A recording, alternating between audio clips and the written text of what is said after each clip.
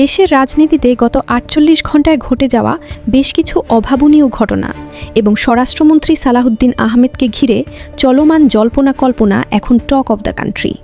বিশেষ করে দেশের আইনশৃঙ্খলা পরিস্থিতি এবং সীমান্ত ইস্যু নিয়ে তার সাম্প্রতিক অবস্থান রাজনৈতিক অঙ্গনে রীতিমতো ঝড় তুলেছে। স্বরাষ্ট্রমন্ত্রী হিসেবে দায়িত্ব নেওয়ার পর থেকেই তার ভূমিকা নিয়ে চারদিকে তীব্র সমালোচনা চলছে। অনেকেই অভিযোগ করছেন, আইনশৃঙ্খলা পরিস্থিতি নিয়ন্ত্রণে তিনি চরমভাবে ব্যর্থতার পরিচয় দিচ্ছেন।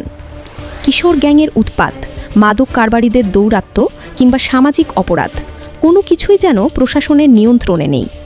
এমনকি পতিত স্বৈরাচারী দল আওয়ামী লীগের মিছিল সমাবেশও দিন দিন বড় হচ্ছে, যা তার প্রশাসনিক দুর্বলতা এবং ব্যর্থতাকেই ইঙ্গিত করে বলে মনে করছেন সমালোচকরা।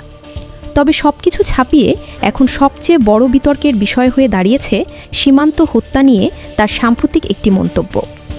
রাজনৈতিক বিশ্লেষক থেকে শুরু করে সাধারণ মানুষের একটি বড় অংশ বেশ আগে থেকেই তাকে শিলং সালাহউদ্দিন বা ভারতের প্রতি সহানুভূতিশীল বলে আখ্যা দিয়ে আসছিলেন। তাদের সেই জল্পনাকে যেন এক প্রকার সত্য প্রমাণ করে স্বরাষ্ট্রমন্ত্রী সম্প্রতি বলেছেন, সীমান্তে বিএসএফের গুলিতে নিহত হওয়ার ঘটনাগুলোকে সরাসরি সীমান্ত হত্যা বলা যাবে না, এগুলোকে চোরাচালানকারী বা অপরাধীর মৃত্যু হিসেবে দেখতে হবে।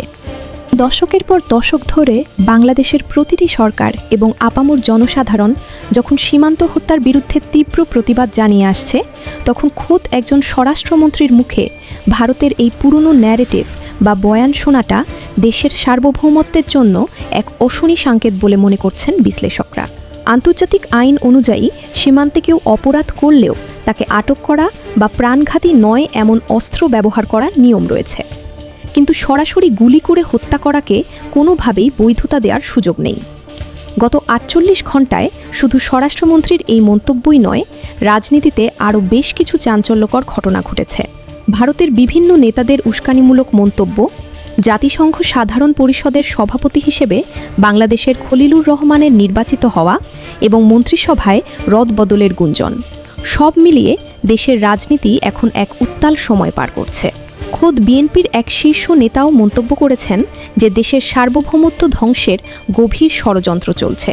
স্বরাষ্ট্রমন্ত্রীর এমন নীতি এবং দেশের সার্বিক আইনশৃঙ্খলা পরিস্থিতি নিয়ে আপনার মূল্যায়ন কী?